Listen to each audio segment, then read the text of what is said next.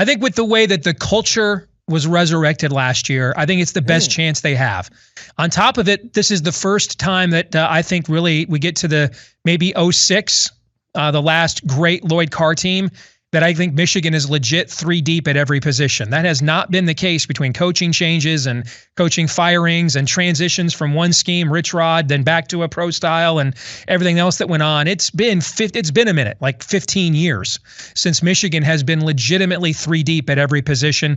I also think that Ohio State has a physicality problem, and I don't know that Jim Knowles will fix that. You guys were talking about underrated states, the state of Iowa. That's where I live, and so I watch Iowa and Iowa State all of the time, 2 teams in different conferences. And so we have a unique situation here where we get complete coverage in a small state of 2 Power 5 leagues. So I see a lot of Big 12 football. It's not a man ball league.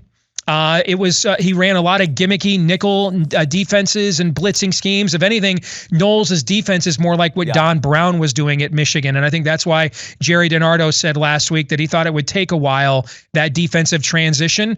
And I think this is where Michigan playing complementary football, I think it also will have more explosion on the outside than any Michigan team in a long time. I don't think there's a Braylon Edwards receiver, but I think this is man 1 through 9, counting the tight ends, the best and most explosive receiver unit that Michigan has had since that era.